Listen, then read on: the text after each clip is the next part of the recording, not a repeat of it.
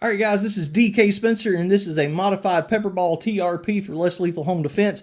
This is going to be a video about how to operate it reliably, and everything I say in this video is going to hold true for an FSC or a TCP as well. I did a two-part to this because this one has a Grimberg barrel. If you click down here on part one, that shows you how to remove and install the Grimberg barrel. I do want to make a correction. I said in another video you could not use the AR tactical chamber cap that I usually use in builds on this. And that is actually incorrect. You can use it, you just can't use it with the factory back piece, but they do sell a back piece that will work.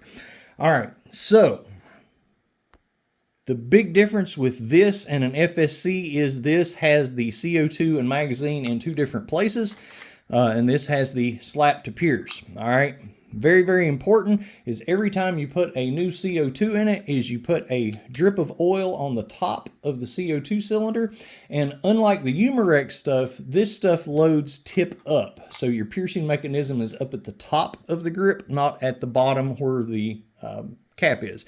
So it goes in that way. Always put that oil on there and you're good to go. Now, never pierce this thing until you are ready to shoot it. If you pierce these and leave these sitting around for any length of time when they're modified as much as this one is, you will end up blowing your O-ring after your first shot. So only pierce it when you're going to shoot it. Once you pierce it, go ahead and empty the entire magazine. And once the magazine is empty, you should be able to push this little shiny piece here in the center of your piercing mechanism to release the rest of the pressure and let your air out, or let your CO2 out. So you might have to use a little something to press that, and if you don't shoot all the rounds out and you need to release the pressure, you'll definitely have to use something to press against it, because the more pressure's in there, the harder it is to push. With an FSC, exact same thing. Once you pierce it, shoot all of it. After you shoot your last round, just eject your mag, and that's going to let the pressure out, and then you can just unscrew it.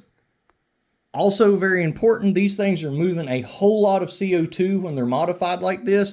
So as you shoot them, the entire insides of this launcher is going to get extremely, extremely cold. So if you shoot cylinder to cylinder of CO2 back to back, everything will freeze in here, your O-rings will shrink, and they will come out of where they're supposed to be, and you will blow your O-rings. So shoot a cylinder or max 2 and then let the thing sit and warm back up before you shoot it anymore. This is not like a pellet pistol or a Byrna that you can take to the range and just shoot back to back to back all day, because this is actually pushing real power. So real power equals real cold on the inside from the CO2.